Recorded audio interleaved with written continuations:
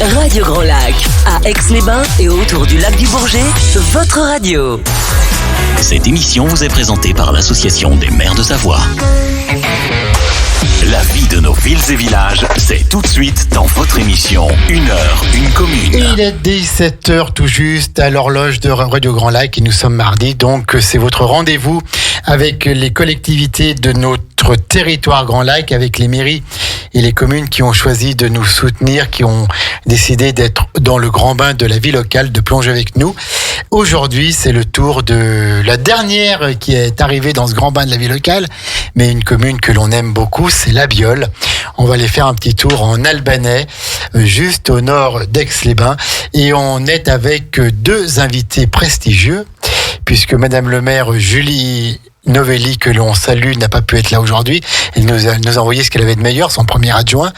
Donc, Lionel Marquez Ferreira. Bonjour Lionel. Bonjour à tous. Ça va Lionel ? Ça va très bien, oui, comme toujours. En pleine forme ? Toujours.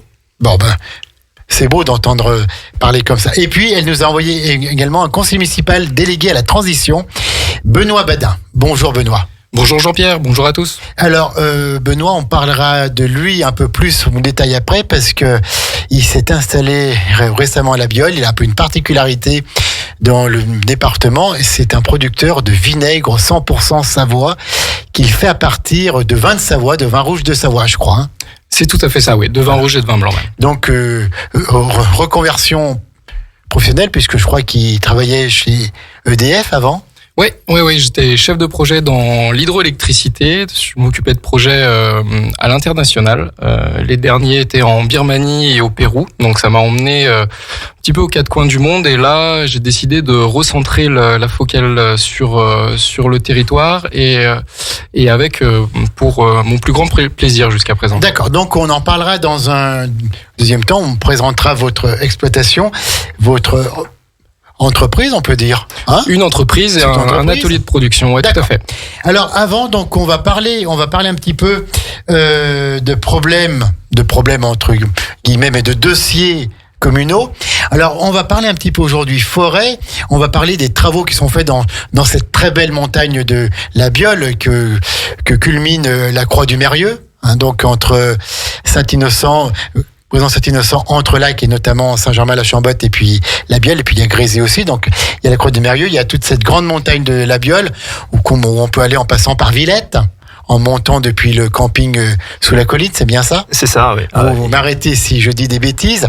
Et puis on parlera de l'eau aussi, des bonnes pratiques à adopter, puisqu'on aborde l'été, et on se souvient tous de l'été dernier où il y avait même eu un arrêté pour interdire l'accès à la montagne de La Biole. Et puis on parlera aussi des projets de plantation de haies, d'arbres et de nouvelles végétalisations de la commune de La Biole. Lionel, puisqu'on a parlé un petit peu de Benoît Badin, donc Lionel, lui c'est le premier adjoint en charge des travaux notamment. C'est ça, tout à fait, en charge des travaux. Ouais. Installé à La Biole depuis déjà longtemps. Ah, moi, ça fait bientôt une quarantaine d'années que je suis sur La Biole. Tout à fait. Ouais, donc c'est un village que je connais presque par cœur aujourd'hui. Pourquoi presque ? Il y a encore des endroits où tu n'es pas allé ? Il y a forcément des endroits où je suis pas allé, des petits coins en montagne, des petits chemins où je suis pas allé, des petits trucs sans issue, mais ça va venir. À force, on va tout connaître. Professionnellement, il fait quoi Lionel ? Professionnellement, il est artisan dans le bâtiment. Ah, il me semblait. Hein. Dans la maçonnerie, neuf, rénovation. Donc voilà, beaucoup de chantiers, beaucoup de travail. Il s'est quand même engagé donc à la mairie de La Biole aux côtés de Julie Novelli pour être le premier adjoint en charge des travaux. C'est ça. Hein, donc voilà, beaucoup de travaux. Et en ce moment, on va commencer peut-être par les travaux avant de parler de la forêt de l'eau. Il y a les écoles qui sont en travaux là. Alors oui, un des plus gros projets du mandat, c'est les travaux de l'école. Aujourd'hui, on est tous satisfaits des travaux qui sont réalisés. L'école est magnifique. Elle est finie, hein ? Elle n'est pas finie encore. Elle sera finie cet été. En septembre, tous les enfants rentrent dans l'école. L'école sera finie. Ça, c'est une certitude. C'est vraiment un très très beau projet. Les entreprises sont au top entre guillemets. Elles jouent le jeu. Elles respectent le timing. Le budget est respecté également, malgré quelques changements de dernière minute, malgré les inflations, malgré les révisions de prix. tout est très bien. Est-ce qu'on trouve encore des artisans en ce moment ou des entreprises pour faire les travaux? C'est compliqué avec notamment les matières premières qui n'arrivent pas, qui mettent beaucoup plus de temps à venir. Est-ce qu'on arrive à garder les délais pour les chantiers? Alors oui et non, j'ai envie de dire. Les travaux qui sont anticipés, comme par exemple comme l'école, c'est des travaux qui ont démarré en juillet dernier. Donc les commandes de marchandises, tout a été réglé entre guillemets. Oui. Donc il y a eu quand même des retards de livraison, notamment sur des faux plafonds gymnase au début. Parce que c'était en septembre, août-septembre, donc on a quand même eu des petits retards là-dessus, mais tout est rentré dans l'ordre. Après, je pense qu'aujourd'hui, certaines entreprises se servent de ça pour, vu leur quantité de travail, pour repousser un peu certains délais, mais nous, à l'école, ça va. On n'a pas ce souci-là. D'accord. Et donc, ces travaux à l'école, ça a consisté en quoi? Réhabiliter des locaux, créer des nouvelles classes? Une grosse rénovation. Créer des nouvelles classes, pas forcément. Toutes les salles étaient existantes. D'accord. On a modifié un vieil appartement qu'il y avait d'un gardien de l'époque en classe. L'ancienne cuisine a été modifiée en sanitaire pour le gymnase. Donc réfection du gymnase également. Après, on n'a pas fait de création en elle-même. D'accord. À part les modifications même en extérieur de deux préaux. Destruction de ce qu'on appelle la bulle, qui est la grosse salle ronde qu'il y avait au milieu de la cour, oui. Où on va faire un gros point vert entre guillemets pour redonner un peu de fraîcheur, un peu de zénitude à cette cour aussi de récréation. Donc voilà. D'accord. Donc ça se passe plutôt pas mal. Ah, ça se passe plutôt pas mal. Nous on est satisfait de la manière dont ça se passe d'ailleurs.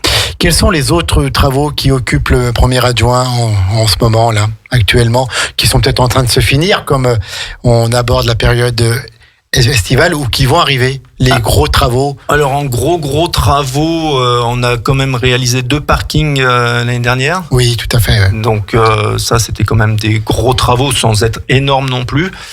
Après, on va lancer, ou on va quand même on a commencé déjà à lancer une étude à ce fameux rond-point de Tarancy qui est attendu depuis des années. Donc sur la RD, à côté d'Intermarché. C'est ça, au niveau d'Intermarché, qui donnera donc sur Intermarché et sur le lieu-dit, le hameau de Tarancy de l'autre côté, pour éviter un peu ces attentes au niveau des heures de pointe, cette zone accidentogène. Et qui cassera aussi la vitesse quand on arrive d'Albins. d'Entrelacs, ouais. Voilà. Ouais. D'accord, donc encore de beaux projets. Encore de beaux projets, on a encore des bâtiments, on a acquis l'année dernière la maison Vitel, là où on a refait le parking, donc on aura aussi le projet de réaménager ça. Alors en face, vous avez fait un nouveau bâtiment avec l'Opac de la Savoie, je crois. Alors l'Opac de la Savoie a réhabilité ce qu'on appelle la maison du Crau. Ouais. La maison du Crau. Ça, c'est pas nous, par contre. Oui, voilà, tout à fait. Voilà, d'accord, c'est l'Opac qui a fait tout ça. Et très bien, donc encore de beaux travaux et toujours la même énergie de la part de Lionel. Ouais. Lionel et Benoît, vous avez voulu qu'on parle de la forêt. Oui. Donc cette belle montagne de la Biole qui d'un côté surplombe toute la plaine de l'Albanais, puis de l'autre côté surplombe le lac du Bourget. C'est ça. Donc avec les balcons du lac, avec la croix du Mérieux au sommet. Qu'est-ce qu'on peut dire sur cette forêt de la Biole?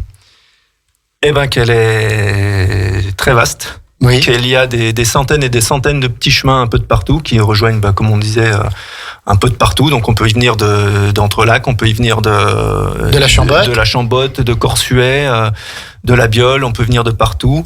Là en ce moment on a la piste forestière qui est fermée justement jusqu'au 15 juillet. Donc il y a un arrêté jusqu'au 15 juillet qui ferme la piste pour des travaux. Alors c'est où cette piste forestière? C'est la voie entre guillemets, la route, la place de piste qui part du camping du Mérieux, de Villette. Oui.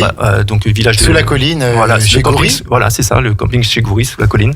Chez Gilbert et Jeannette Goury. Qui part de Villette et qui monte jusqu'à la Croix du Mérieux. Je tiens à souligner au passage la Croix du Mérieux qui a été rénovée il n'y a pas si longtemps que ça. Donc un grand merci à toutes les associations qui se sont jointes, tous les bénévoles, c'est du bénévolat, ça. Ah, c'est tout du bénévolat. Donc, j'ai en tête la Biole Rando qui a chapeauté un peu le projet. Il y a eu l'association des chasseurs, il y a eu la Biole Loisirs. Il y a les amis du patrimoine, les peut-être. amis du patrimoine, sûrement, qui ont dû mettre un. Ouais, toutes les associations, voilà, qui il y a le gros tissu associatif de la Biole, comme d'habitude, qui s'est joint et qui a. Et je crois qu'ils ont mis aussi une table et quelques bancs pour pique-niquer avec cette merveilleuse vue sur la baie de Grésine et toute la partie sud du lac. C'est ça. D'accord. Donc, la piste forestière, c'est-à-dire qu'on ne peut plus monter depuis Villette en direction de la Croix du Merlieu. Ah bah logiquement, en ce moment, non, c'est fermé. Après, il y a toujours les réticents qui pensent que la montagne appartient à tout le monde, donc qui y vont quand même. Mais oui, là, il y a un arrêté jusqu'au 15 juillet pour la rénovation de cette piste pour favoriser l'affouage, le passage des grumiers. D'accord. Et voilà. Donc, entendons-nous bien, c'est le chemin qui part de chez Goury à Villette et qui rejoint le chemin qui lui-même part de la Chambotte en direction de la Croix du Merlieu. Ou c'est jusqu'à la Croix du Merlieu que c'est fermé? Ah non, alors c'est vraiment la piste forestière qui est fermée. Tous les petits chemins sont ouverts. La montagne est ouverte, on n'a pas fermé la montagne, on a vraiment fermé que la piste forestière. D'accord. Donc, des travaux pourquoi? Pour favoriser l'affouage et le passage des grumiers sur la piste pour éviter qu'ils détériorent, détériorent, c'est pas forcément le mot, oui, non, mais de continuer d'abîmer la piste et qu'à un moment donné ça ne passe plus. Déjà là c'était compliqué, il y avait des ornières un peu de partout, ça commence à être compliqué pour certains grumiers. Ouais. Alors ce sont des travaux qui sont faits avec l'ONF ou? C'est l'ONF qui s'en occupe, et c'est en partenariat avec Entrelacs. Avec Entrelacs, d'accord, ok. C'est Entrelacs d'ailleurs qui gère entre guillemets le dossier. D'accord, donc une forêt préservée, une forêt qui où il faut pas aller n'importe quand non plus quand c'est trop sec, il faut faire attention parce que si elle venait à brûler, il y aurait quand même du dégât, mais parce qu'elle est très vaste. L'année dernière, je crois qu'il y a eu un arrêté, on pouvait pas aller dans la forêt de la Biole durant tout l'été, quoi. L'année dernière, on avait fait un arrêté sécheresse, qui était même préfectoral, il me semble. Oui, tout à fait. Corsuat, c'était pareil. Donc, pour éviter tous ces départs de feu, tout ce qui est possible dans une forêt sèche, quoi. Bon. Où est-ce qu'elle se situe, cette forêt, cette année, par rapport à la sécheresse? Est-ce que les arbres vont mieux que l'année dernière avec les pluies que nous avons quand même régulièrement? Benoît peut parler aussi, voilà. Oui, si je peux répondre à cette question, j'ai croisé hier à la soirée Man and Biosphere le responsable local de l'ONF. Alors juste un mot, là, c'était la soirée de lancement de classement du territoire à l'UNESCO. Tout à fait.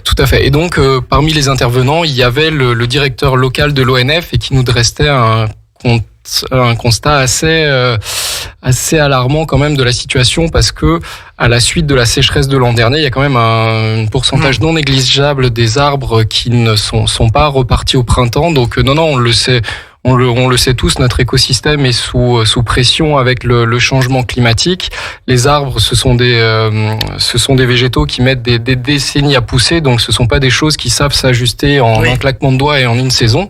Et donc on a tous en tête la grosse sécheresse hivernale qu'on a subie. Moi, j'habite au pied de cette montagne dans le hameau de Troissy. Il y a un an qui coule là et en fin d'hiver, il était à 2 doigts de se tarir quand même. C'est pour dire jamais vu. C'est du jamais vu. Et donc, heureusement, on a eu ces pluies printanières, mais qui ont sincèrement juste servi à faire pousser les feuilles de la végétation qui en avaient bien besoin, mais qui, en revanche, n'ont pas servi vraiment à mouiller les sols en profondeur et à constituer une réserve d'humidité. Donc, non, il faut être extrêmement vigilant. Il y a de fortes chances que l'arrêté préfectoral de l'an dernier soit renouvelé cette année. Donc il faut vraiment qu'on adapte nos comportements. Il y avait des sujets parce qu'effectivement, vu de la mairie, il y a un arrêté préfectoral qui c'est ennuyeux pour tout le monde, sincèrement. Mon footing du dimanche matin, il passe par le petit chemin du pied de la montagne et on a vite fait d'avoir envie de faire de passer sous la rubalise. Et bon, il faut pas le faire. Il faut pas le faire. Donc non, ce sont des changements de comportement qu'on doit acquérir collectivement et de s'adapter et d'appliquer les règles qui ont été décidées. L'année dernière, il n'y avait pas eu trop de problèmes de personnes qui sont quand même allées dans la montagne malgré cette interdiction. On ne sait pas. Ouais, il y en a sûrement eu, mais voilà. Après, il faut être tous les jours sur place pour vérifier. Donc, ça s'adresse à tout le monde, même les propriétaires forestiers. Ah bah oui. Voilà, donc interdiction d'aller dans la montagne, c'est l'année dernière. Alors, qu'est-ce qu'on peut faire quand on est élu, quand la commune est propriétaire d'une forêt qui est privée aussi, hein. Bon, voilà, il y a les bois communaux, il y a les parcelles communales. Est-ce qu'on peut obliger aussi les propriétaires à entretenir un peu leurs parcelles pour éviter les départs de feu, Quels sont vos moyens d'action ? Oui, on peut obliger. D'ailleurs, je sais pas si c'est pas en cours, même plus que communal, à entretenir les parcelles sur 50 mètres, il me semble, ou 100 mètres de bord de voie, que tout soit propre. Qu'il n'y ait pas de ronces qui poussent, qui sèchent. Je pense aux ronces, ouais. Quand il y a bois morts. Voilà, quand il y a les bois morts, quand il y a les affouagistes qui nous enlèvent les petites branches, que tout soit propre pour éviter justement la propagation du feu, si feu il y a. Et voilà. D'accord, donc une montagne de la Biole à préserver, et voilà, simplement s'il y a un arrêté de prix, il faut que tout le monde soit citoyen. On ne va pas dans la montagne parce que si elle venait à brûler, ça pourrait faire beaucoup de dégâts pour les prochaines années, les prochaines décennies même, et puis avec toute la biodiversité. Exactement. Oui, on parle des arbres, mais c'est tout le reste. Il y a la faune et la flore, quoi. Exactement. Donc non, ce seraient des impacts qui seraient de long terme, et donc on doit vraiment être sensibilisé et faire ce qu'il faut pour empêcher ça. Donc effectivement, comme le disait Lionel, il y a les pratiques de bord de voies qui sont les endroits effectivement où entre guillemets partent les étincelles. Donc c'est pour ça qu'il faut y prendre un soin particulier. Et après, dans la forêt, avec l'Office national des forêts, on a mené sur le territoire de la Biole et sur des parcelles communales un petit programme d'expérimentation, en fait, où l'ONF a planté de nouvelles essences d'arbres pour essayer de Par exemple, j'allais y venir, ouais. Pour essayer de se projeter dans l'avenir. Alors, donc alors c'est vrai que d'habitude c'est plus Jérémy Merlette, donc un conseiller dédié à la forêt, qui s'occupe de ça. Mais étant donné que c'est un peu des travaux, je suis de près ou de loin le truc. Et le premier adjoint aussi. Il est au courant de tout. Oui, normalement, oui. Alors, on a fait un repeuplement sur les parcelles 8, il me semble. Bon, alors ça, les parcelles 8, ça va pas parler à grand monde. Donc au sommet de la forêt. Donc je suis allé les voir, moi, il y a pas si longtemps que ça. Il y a peut-être un mois. Au sommet vers le Mérieux, là-haut. C'est ça, en dessous du Mérieux, ouais. D'accord. Donc je suis allé voir ça il y a un mois et demi. Donc ça va toutes ces plantations vont très bien. Donc on a planté 280 arbres. Donc 4 essences. C'est énorme. Sur 2 hectares, donc 20 000 mètres carrés. Donc 4 essences, 4 espèces de bois. Donc on a des calocèdres séquoia et des séquoias, donc ce sont des résineux qui restent verts tout le temps. Et on a les feuillus, donc on a des bouleaux verruqueux et des chênes zen. À la base, on devait mettre de l'érable plane, mais il y a eu je sais plus si c'était une rupture de livraison ou si parce que les plantations étaient trop petites, mais il y a eu un petit couac avec cela, donc ils ont été remplacés. Et pourquoi on plante ces nouvelles essences ? Parce qu'elles consomment moins d'eau, parce que ça consomme un peu moins d'eau, c'est les expérimentations dans l'avenir. Ou parce que le climat change et que c'est ça. Et que il y a des nouvelles. C'est une expérimentation avec le climat, on aura des résultats dans 50, 60 ans, quoi. D'accord, donc je sais pas si on sera là pour le. On en verra un petit peu avant quand même. Les futurs élus de la Biole verront tout ça. C'est super intéressant, mais je vous propose qu'on marque une petite pause musicale et puis on revient après. On est toujours en direct avec la Biole. C'est 1 heure une commune, c'est le grand bain de la vie locale. 92.radiograndlac.com. On revient tout de suite, ne partez pas. À Aix-les-Bains et autour du lac du Bourget, Radio Grand Lac, la radio de l'identité locale. Cette émission vous est présentée par l'Association des maires de Savoie. La vie de nos villes et villages, c'est tout de suite dans votre émission 1 heure, une commune. Et toujours en collaboration avec l'Association des maires de Savoie, cette nouvelle association qui remplace la Fédération des maires. Nous sommes dans 1 heure, une commune, ce rendez-vous chaque semaine. Le mardi à 17h. Et là, donc, c'est la Biole, notre partenaire, cette commune dynamique que l'on aime beaucoup, la Biole, dans l'Albanais. Alors, on est toujours avec Lionel Marquez Ferreira, le premier adjoint en charge des travaux, et avec Benoît Badin, conseiller municipal délégué à la transition. On parle un peu d'environnement, on parle de forêt, on a longuement parlé de la montagne de la Biole, des travaux qui s'y font et de la nécessité qu'il y a de la préserver, de la sauvegarder pour qu'elle reste pour les générations futures, qu'elle ne brûle pas, qu'elle soit conservée. Et puis là, on allait parler de l'eau, parce que c'est aussi un problème qui se pose à toutes les collectivités, à tous les particuliers, et qui se règle assez facilement si tout le monde a un comportement citoyen responsable. Donc l'année dernière, on avait connu la canicule, puis en plus on sait que la Biole est desservie en eau par plusieurs pistes. Donc quels sont les problèmes qui se posent en eau et comment est-ce que vous y faites face, ou quels sont les problèmes qui peuvent se poser à la Biole? Benoît, Lionel et Benoît. Sur l'eau, l'année dernière, on a eu un sujet un petit peu spécifique, parce que je ne sais pas si vous en avez entendu parler, mais il y a eu un sujet dans toute la France où en fait il y avait de nouveaux seuils de détection de polluants. Et en fait, notre source historique, je dirais, la fois où on s'est mis à la tester, elle s'est avérée au-dessus des seuils. Alors, c'est quoi votre source historique? Pardon, c'est le captage des sauvages à proximité de la DES. En bas de Tarancy. C'est ça, en bas de Tarancy. Limite avec Moniard, hein. C'est ça, ce côté-là, exactement. Et en fait, voilà, c'était vraiment le captage qui, historiquement, il y a encore 5-7 ans, permettait d'alimenter toute la commune. Avec l'augmentation de la population, c'est ce que vous disiez, il a fallu se mailler avec d'autres parties du territoire pour être en mesure d'approvisionner tout ce beau monde. Mais cette source des sauvages restait quand même l'apport important. Et avec cette histoire de détection de polluants, alors, on parle de seuils qui sont vraiment minimes, mais malgré tout, à un moment donné, quand on met une réglementation, il convient de la respecter. Donc, dès que le service d'eau s'est aperçu de ça, ils nous ont trouvé une solution de remplacement, justement, de Moniard. Et là-dessus, la sécheresse qu'on a connue l'été dernier est arrivée. Donc, c'est un sujet qui a été un sujet un peu de crispation pour pas mal de monde. Parce que, encore une fois, on est en Savoie, on reçoit 1200 mm de pluie par an. C'est quand même pas habituel de se préoccuper de l'eau en Savoie. Il y a d'autres territoires qui sont à la limite plus habitués à ce genre de choses. Et en fait, ça rejoint ce que vous mentionniez, c'est que aujourd'hui, on a des pistes pour utiliser beaucoup moins. Ça prend des changements de comportement. Ça nécessite de réaliser que c'est une ressource qui nous devient de plus en plus rare. Donc, il faut la préserver.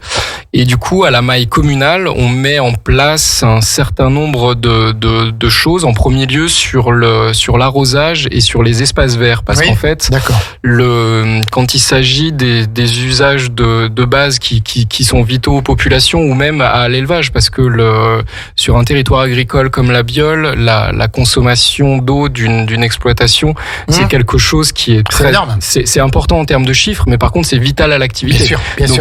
Il y a très peu de marge de manœuvre. Il y a quelques axes d'amélioration, mais il n'y a pas de gâchis pléthorique. En revanche, voilà, quand on passe son temps à arroser des géraniums, c'est typiquement une utilisation d'eau où on se dit peut-être qu'on a intérêt à changer de végétation. On peut faire autrement. Exactement. Donc ça, c'est quelque chose qu'on a mis en place, prendre des végétaux qui soient moins gourmands en eau, parce que c'est toujours pareil quand on est en train d'agir en tant que commune, il y a un vrai devoir d'exemplarité. Donc du coup, d'avoir des végétaux qui nécessitent moins d'eau, c'est un double bénéfice puisqu'on économise donc de l'eau, mais on économise aussi le temps d'arrosage des services techniques. Donc ça c'est du bonheur. Mais en revanche, voilà, il faut quand même faire face aux contreparties parce que on a tous en tête les images d'Épinal des villages fleuris débordant de géranium et autres pétunias, et voilà, c'est quelque chose. Il faut s'adapter. Alors, s'adapter, sans aller peut-être comme certaines communes qui suppriment tous les végétaux, toutes les fleurs. Il y a peut-être autre chose à faire avant, quoi. Non, effectivement, il s'agit de donner une impulsion sans pour autant être trop radical. Et il y a ce sujet des végétaux, mais on a aussi un axe fort qui est d'en planter, parce qu'en fait, en faisant des plantations, on fait de l'ombre, on apporte de la fraîcheur. Il y a cette notion qui commence à bien s'imposer des îlots de chaleur qu'on essaye de casser en plantant de la végétation, en créant de l'ombre. l'ombre, en essayant de garder des pelouses un petit peu plus hautes, qui gardent une température de sol, qui conserve un petit peu de fraîcheur, par opposition à un sol nu qui va se mettre à griller sous le soleil d'été. Donc tout un tas de petites actions, pas nécessairement très spectaculaires, qui relèvent du bon sens, mais fondamentalement un vrai soin à apporter à cet aspect-là. Alors, qu'est-ce que vous avez planté? Lionel, je voulais peut-être dire un mot, non? Oui, je tiens quand même aussi à préciser que nous, sur la Biole, on a quand même la chance d'avoir beaucoup de sources d'eau qui sortent un peu de partout. Et presque tous les arrosages sont faits à de l'eau de source. Hormis le stade, parce que bien sûr, on n'a pas une pompe qui donne dans une source, mais tous les arrosages de plantes qui se faisaient, c'était de l'eau de source. C'était pas de l'eau potable. L'eau de source. Alors, quand on dit qu'il faut adapter le fleurissement, donc vous avez parlé des géraniums, des pétunias et autres. Maintenant, qu'est-ce qu'on met, des cactus? Alors des plantes grasses. Alors là pour le coup j'ai pas les noms des végétaux. En revanche, c'est ça. Julie Novelli prend soin en personne d'un certain nombre de ces plantes. Julie, si tu nous écoutes, notamment au pied du monument aux morts. Et c'est là où c'est un vrai engagement, parce que effectivement c'est encore une fois, ces végétaux sont largement moins pléthoriques et moins spectaculaires qu'une de belles fleurs, etc. Mais il y a des choses fleuries. Il y a une capacité à avoir du fleurissement, il y a une capacité à avoir des couleurs malgré tout, mais on est sur des plantes grasses autant que faire se peut. Oui. Et puis peut-être mettre un peu plus de minéral aussi. Exactement. Il y a ça pour l'esthétique. Alors aussi à déployer avec parcimonie, parce que malgré tout, ça peut parfois stocker un petit peu la chaleur. Mais voilà, essayer de faire évoluer un petit peu notre perception de l'esthétique, faire en sorte, et on en revient sur le sujet des tontes. Si vous prenez l'exemple de ce qui se faisait dans le monde des affaires à une certaine époque, pour les hommes, du moins. Il est passionnant, ce conseiller municipal. Il convenait d'être bien rasé. Convenons-en, il y a quelques années, il convenait d'être bien rasé. Une barbe de 3 jours était tout à fait inappropriée dans le milieu des affaires. Aujourd'hui, c'est devenu la mode, la barbe de 3 jours, à peu près dans n'importe quel business. La caméra, Benoît, on est juste à la radio. Non, je suis parfaitement bien rasé aujourd'hui. Juste un petit message de Madame le maire qui dit oui, j'écoute. Alors attention. Merci, chère Julie Novelli. Donc du coup, non, l'idée c'est de faire en sorte que la barbe de 3 jours devienne la norme sur les pelouses, parce que c'est vraiment quelque chose où on a tout à y gagner, que ce soit du temps, de la pollution sonore et surtout de la fraîcheur, parce que fondamentalement, on vient chercher, essayer de préserver un peu de fraîcheur et un peu de biodiversité. Alors, Benoît Badin, vous avez dit tout à l'heure aussi plantation de haies. C'est-à-dire? Exactement, c'est un programme que nous avions identifié c'est une action plutôt que nous avions identifié dans le programme, les haies, ce qu'on appelle les haies bocagères, les haies qui faisaient historiquement les séparations des parcelles. Exactement, les séparations entre les parcelles, qui sont malgré tout de la végétation, et à l'époque, les paysans avaient de petits champs qu'ils entretenaient avec la plus grande précaution. Aujourd'hui, il y a peu d'agriculteurs qui exploitent beaucoup de surface, donc ils n'ont absolument pas le loisir de s'en occuper comme à l'époque, et donc c'était devenu plus gênant qu'autre chose, et tout ça a été gentiment ratiboisé pour permettre le passage des engins agricoles, etc., etc. Sauf que il y a beaucoup d'études, vous avez probablement vu passer ça dans la grande presse, il y a beaucoup d'études qui montrent à quel point en fait ces petits écosystèmes étaient importants comme refuge de la biodiversité, et surtout comme parade à l'érosion.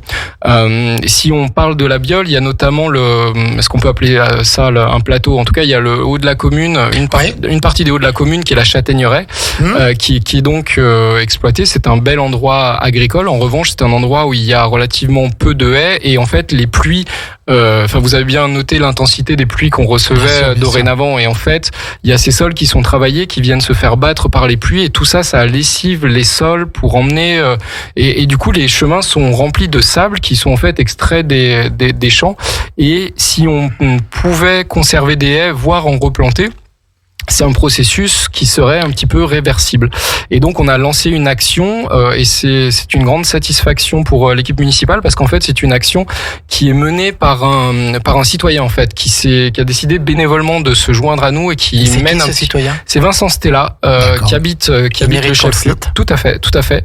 Et donc du coup qui a mis son énergie un petit peu dans cette action et qui s'occupe de ça avec nous. Donc c'est l'occasion d'ailleurs de passer cet appel.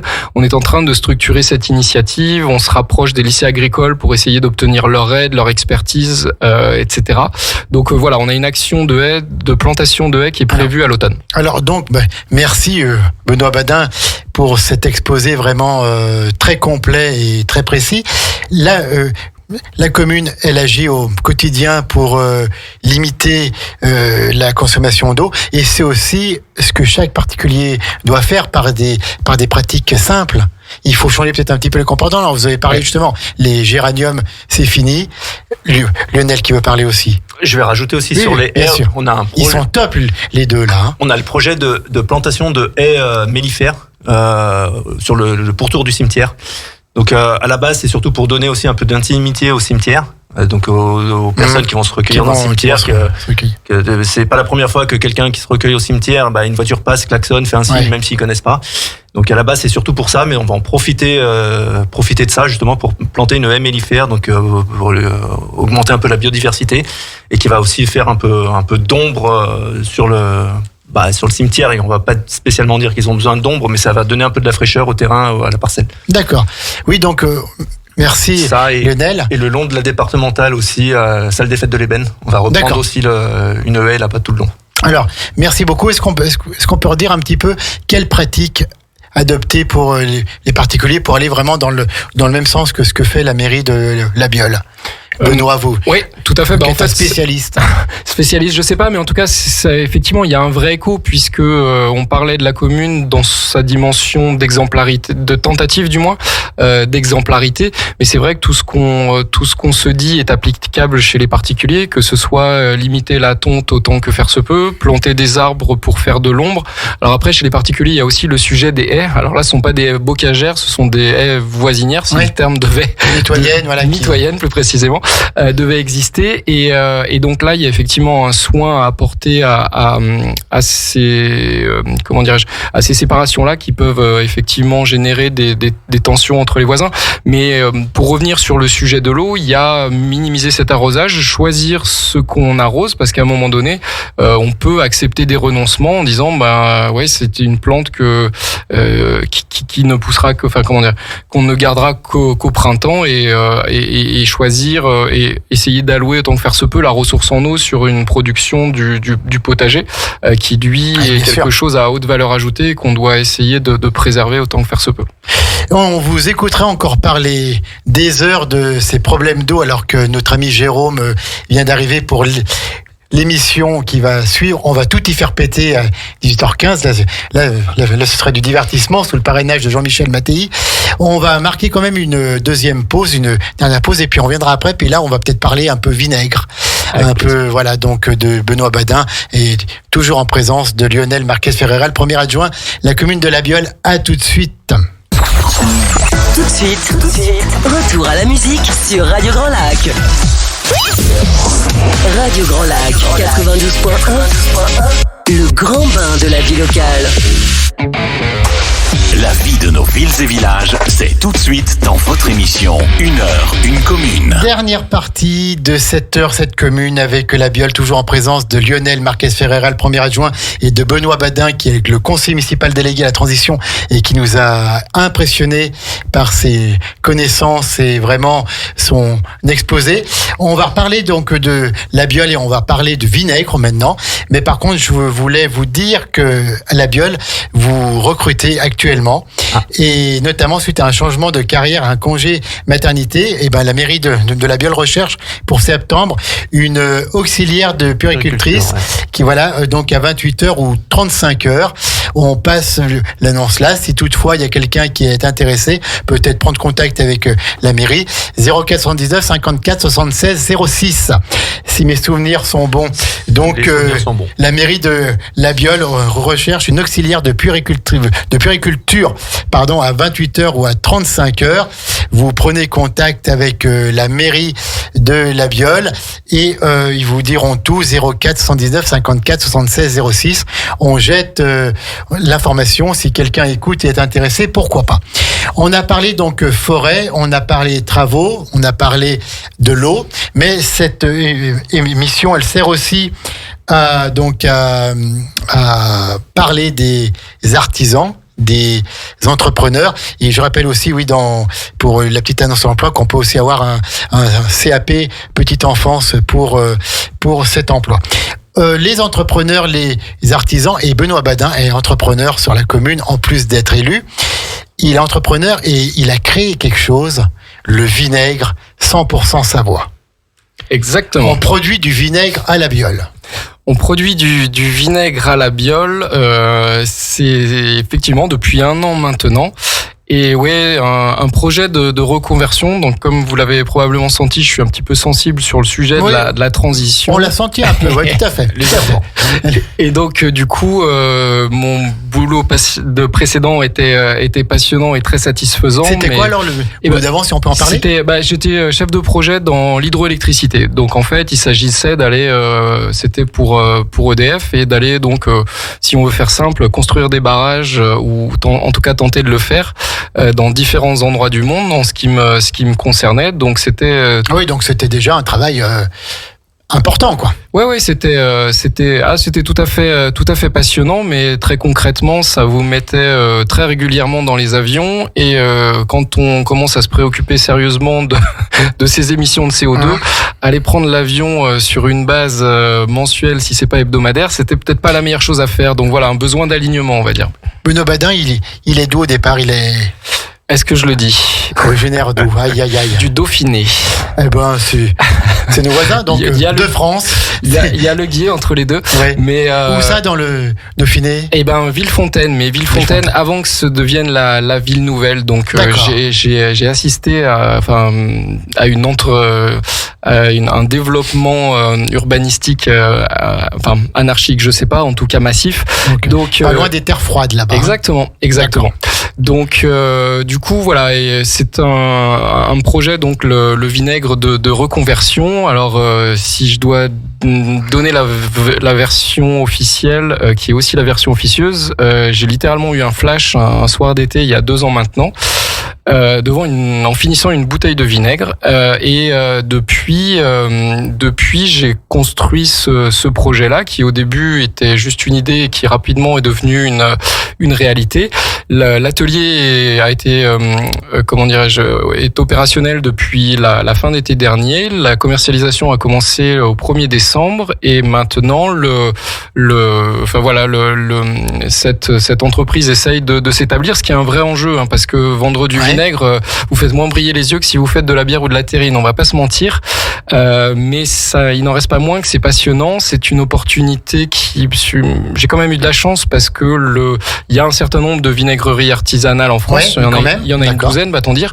En revanche, il n'en existait pas sur le territoire des Savoies, et surtout qu'il n'en existait pas qui transformaient nos vins locaux en vinaigre, en utilisant la méthode à l'ancienne. Le vin de Savoie est tellement bon qu'on peut pas en faire du vinaigre aussi. Si on s'y prend bien, on peut y arriver. Non, en fait, c'est un processus naturel. Les vignerons, qui date de l'Antiquité. Exactement, de la plus haute Antiquité. C'est un processus naturel que les vignerons essayent au maximum d'éviter, parce que c'est un problème pour eux, et moi, c'est mon fonds de commerce. Alors, donc, comment est-ce qu'on fait du vinaigre à partir de vin? Et ben en fait, il faut surtout laisser faire la nature. Ce sont des bactéries qui vont vous transformer l'alcool du vinaigre en acide acétique, qui est le principe acide du vinaigre. Et en fait, si on veut faire simple, vous avez la fameuse mer de vinaigre qui est à la surface, qui est en fait une colonie bactérienne. Et ces bactéries vont prendre une molécule d'oxygène dans l'air, qui ressemble un peu à une peau. Exactement. On sent que vous avez déjà manipulé la mer de vinaigre, parce que j'ai des souvenirs d'enfance avec le vinaigre de cidre. Exactement, oui, qui est ce qu'on va se dire sur le vin. Alors j'ai aussi une production de vinaigre de cidre parce que c'est souvent un vinaigre très apprécié et au bout d'un moment le projet initial était le vinaigre de vin, mais j'ai été sous la demande populaire obligé de faire du vinaigre de cidre également. Et donc en fait ce sont les bactéries qui fixent l'oxygène de l'air sur l'alcool du vin et ça nous fait la molécule d'acide acétique pour être précis qui est la molécule acide du vinaigre. Donc en fait il faut laisser du temps parce que c'est un processus vivant qui prend du temps. Il y a besoin d'une certaine température puisque ces processus vivants, vous savez, c'est toujours entre guillemets accéléré par la température. Donc j'ai un local qui est chauffé avec du solaire thermique pour avoir une production. Vous êtes sur la commune de La Biole. Hein. Exactement, dans le centre-bourg. D'accord. Pour les gens qui connaissent, c'est l'ancien bâtiment agricole des quais qui donc les familles quais, bien sûr. Exactement, qui dorénavant exploite au GAEC des Thévenons, mais qui avait cet ancien bâtiment dans le centre-bourg. Et on salue Roger Quay, qui est un personnage de La Biole. Exactement, qui est avec une convalescence assez remarquable. On a eu l'occasion de le voir récemment. Donc c'est là-bas qu'on fait cette transformation. Pour autant, ce n'est que l'atelier. Hein. Je n'ai pas de magasin ou quoi que ce soit parce que c'est petitement installé ce début d'activité. Et c'est effectivement là-bas que je transforme donc dans des fûts de chêne à l'ancienne pour faire un produit de qualité. Alors, où est-ce que vous prenez le vin ? L'idée, c'est donc de rester sur une boucle locale. Donc, je m'approvisionne avec des vins locaux pour autant que faire se peut une consommation locale. Et ça veut dire le terroir des vins de Savoie, on va dire. Et jusqu'à présent, sur cette première année, je n'ai jamais eu besoin d'aller à plus de 30 km pour m'approvisionner en vin. Donc, avec des restes d'invendus ou du vin qui a tourné un petit peu, c'est ça. Qui n'est plus vendable ? La typologie de mes approvisionnements, c'est en fait des vins qui ont commencé à tourner, donc ça n'enlève rien de leur caractère aromatique. C'est un vin, si on prend la saison des bonnes affaires va d'ailleurs bientôt commencer pour moi, parce qu'en fait vous avez eu à l'automne dernier des vendanges et une vinification qui s'est admirablement bien passée, et là avec les chaleurs qui arrivent, la cave du vigneron va un petit peu monter en température, oui. Et parfois vous pouvez avoir la piqûre acétique qui commence. Alors ce sont des seuils d'acidité qui sont évidemment incomparables avec ce que je fais moi. Pour autant, au-delà d'un certain seuil, c'est quelque chose qui est vraiment problématique pour le vigneron, et donc il est tout content de me trouver pour m'occuper de ces volumes-là et de leur donner une deuxième vie et de reprendre ces arômes qui sont dans ce vin pour les retravailler, en faire quelque chose d'autre dans du vinaigre. D'accord. Donc vous produisez combien de litres de vinaigre ou d'hectolitres, je ne sais pas comment on parle, pour ce qui est du vinaigre? Alors l'atelier est dimensionné à terme en rythme de croisière, je dirais, je serai en mesure de produire 15 000 litres de vinaigre par an, donc ça commence à faire un sacré paquet de vinaigrettes. Hein. On est loin d'en être là aujourd'hui, et cette production, elle est séparée entre du vinaigre de vin rouge, parce que les usages sont sur le vinaigre de vin rouge. Je ne sais pas ce que vous avez dans votre cuisine, mais peut-être du cidre, on a dit, du vinaigre de cidre. Avant, mais maintenant c'est du vinaigre de vin. D'accord.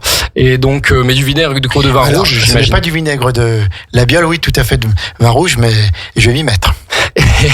J'espère bien. Du coup, c'est une question d'après, Lionel. En revanche, donc voilà, les usages sont sur le vinaigre de vin rouge, et la spécificité du vignoble de Savoie, c'est quand même d'avoir 70 à 80% de vinaigre de vin blanc, excusez-moi. De vin blanc, oui. Et le vinaigre de vin blanc est un condiment délicieux, mais que personne ne connaît, parce qu'en fait, les gros industriels prennent tout ce vin, le mettent dans une grande cuve, et comme ça finit rouge, on appelle ça du vinaigre de vin rouge. Mais en fait, il y a du blanc dedans. C'est ça. Et là, l'idée, c'est de garder le caractère du vin blanc pour en faire des vinaigres de vin blanc. Et comme c'est quelque chose qui n'est pas très utilisé, on propose une gamme de vinaigres de vin blanc aux plantes, parce qu'en fait, le vinaigre a cette capacité d'extraire admirablement bien les arômes végétaux.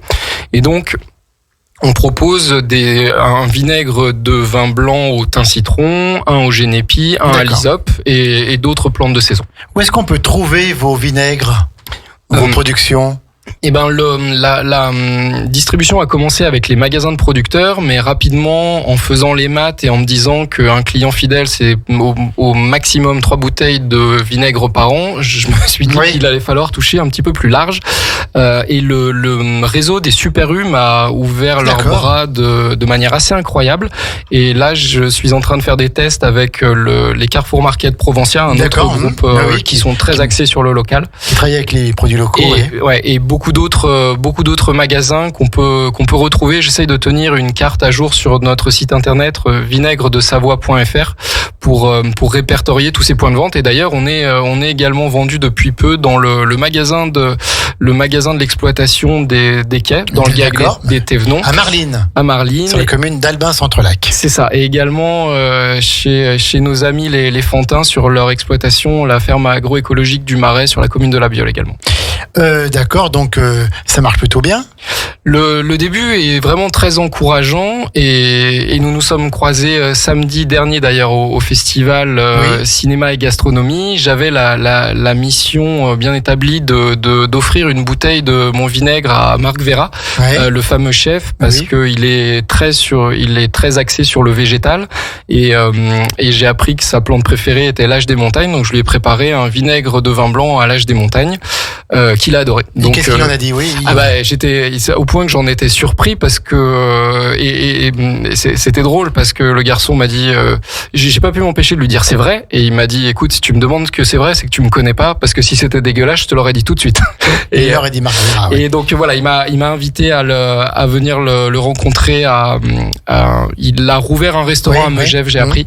Donc non, espérons que ça devienne une belle histoire, parce que c'est quand même quelqu'un qui a une super visibilité, et quand on est dans une aventure entrepreneuriale, ça prend quand même des années avant de se faire connaître, et sur du vinaigre, c'est quand même un produit qui n'attire pas les foules, parce qu'autant les brasseries, également samedi, c'était l'occasion de voir Antoine Cacot de la brasserie Cacot, la brasserie de l'Ours Albin, c'est ça. Donc des gens la bière locale a créé une vraie dynamique extrêmement intéressante, et on n'est quand même pas sur ce registre-là sur le vinaigre, donc c'est pour ça qu'il convient d'être vraiment très engagé dans son projet pour essayer de le faire connaître, parce que ce vinaigre produit de cette manière-là, c'est à la fois un produit local, parce qu'encore une fois, je vous disais, je m'approvisionne à 30 km pour essayer de vendre dans un bassin qui est notre bassin de vie, c'est-à-dire Annecy-Chambéry au sens large, par opposition à ce qui se fait aujourd'hui, un vin de Narbonne, si c'est pas d'Espagne, qui monte se faire transformer à Reims pour revenir sur des plateformes logistiques.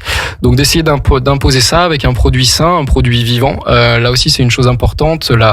Tous ces produits vivants ont vraiment le vent en poupe. C'est des choses qu'on a enlevées de notre alimentation et dont on se rend compte qu'elles nous manquent. Donc voilà, on croise les doigts, mais en tout cas, le restant de la journée, on essaye de pas les garder croisés pour bosser au maximum et d'essayer de concrétiser tout ça. Alors, vous avez parlé de Marc Vera. Est-ce qu'il y a d'autres chefs ou d'autres restaurateurs du coin qui utilisent votre vinaigre? Eh ben, il y a la table des Bauges juste à côté de l'atelier, à qui j'ai eu l'occasion d'apporter du vinaigre de vin rouge, et le côté des restaurateurs, c'est quelque chose que j'essaye de développer à présent, parce que c'est vrai qu'en entrepreneur, il faut vraiment être homme orchestre.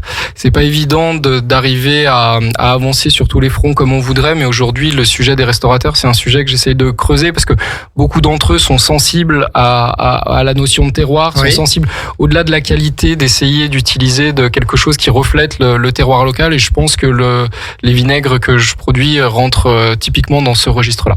Vous êtes seul sur cette exploitation? En fait, l'entreprise s'appelle Milfaux et Badin, et c'est ma tante Sylvie Milfaux qui m'accompagne notamment sur le commercial, beaucoup. Mais dans l'atelier, j'avoue que je fais la plupart des choses moi-même, avec de temps en temps un petit côté agricole, avec de l'entraide intergénérationnelle, et mes parents qui viennent m'aider pendant les longues séances d'embouteillage, parce que je connais beaucoup trop intimement chacune des bouteilles que je vends. Tout est fait à la main, donc parfois il faut justement des coups de main, c'est le cas de le dire. Eh ben bravo en tout cas pour cette passion. Est-ce que il y a un site internet si on veut aller voir? C'est ça, vinaigredesavoie.fr. vindesavoie.fr et c'est un site un petit peu vitrine, alors qui n'est pas un site marchand, mais qui présente la démarche, la gamme, les produits et aussi les lieux de vente pour les gens que ça pourrait intéresser. Peut-être encore quelques petites questions. Quels sont les bienfaits du vinaigre pour le corps humain ? Alors le bienfait le plus réputé, c'est ça aide à gérer la glycémie, notamment les gens qui ont du diabète de type 2. Il y a beaucoup de nutritionnistes qui recommandent avant les repas une cuillère de vinaigre en fait, et le vinaigre allié aux enzymes de la salive permet de mieux gérer le pic de glycémie pour les gens qui connaissent ce genre de choses. Mais en fait simplement c'est ce que nos anciens faisaient en commençant avec une salade à la vinaigrette, parce que dans la vinaigrette il y a ce vinaigre qui apporte ça, et il y a les fibres de la salade qui vont tapisser l'estomac pour gérer ce pic de glycémie. Donc en fait comme très souvent à mon avis, il convient de revenir aux bonnes vieilles méthodes pour améliorer nos affaires. Lionel, à la mairie de La Bieule, vous avez un savant là qui connaît aussi bien les forêts que l'eau, que la diététique et la gastronomie. On l'arrête plus, il sait tout. C'est une perle rare. Il se met à fond dans son domaine et il le fait très très bien. Ouais. Il le fait très très bien, puis on voit qu'il le fait avec passion et avec connaissance. Quand il parle, il ne dit pas n'importe quoi. Merci beaucoup Benoît Badin pour cette explication. Donc le site internet vinaigre de Savoie. Il y a un numéro de téléphone, il y a une présence sur les réseaux sociaux. Ouais, en cherchant Milfo et Badin sur les réseaux sociaux, vous pourrez trouver notre page Facebook. M-I-2-L-E-F-A-U-T. Exactement.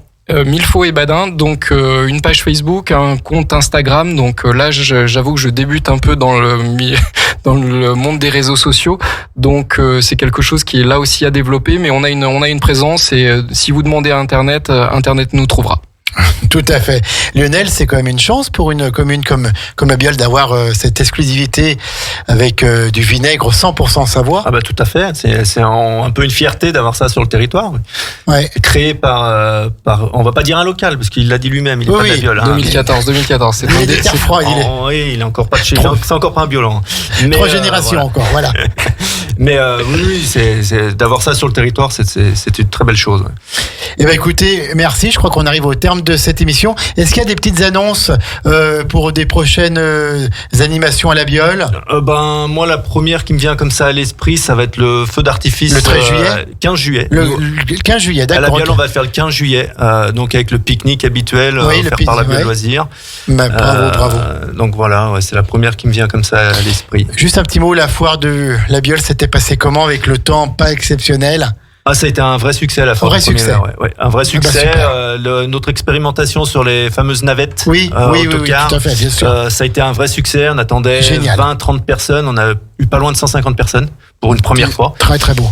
Tout le monde était vraiment satisfait de cela. Ça a été top. Eh ben, écoutez, c'est super. Donc rendez-vous le 13 juillet, mais avant, on se reverra le 15 juillet. Je sais pas pourquoi je veux. 13 juillet, ça sera entre lacs. Tout à fait. Donc le 15 à La Bieule. Et donc on se revoit le 11 juillet pour une prochaine émission. On aura le temps de reparler de La Bieule. On était en direct avec Lionel Marquez Ferreira, le premier adjoint en charge des travaux, puis Benoît Badin, conseiller municipal délégué à la transition, mais aussi à la diététique, à la gastronomie, à l'eau et tout, et vraiment un sachant comme ça dans une équipe municipale, c'est de l'or. Voilà, donc gardez-le bien. Merci La Bieule.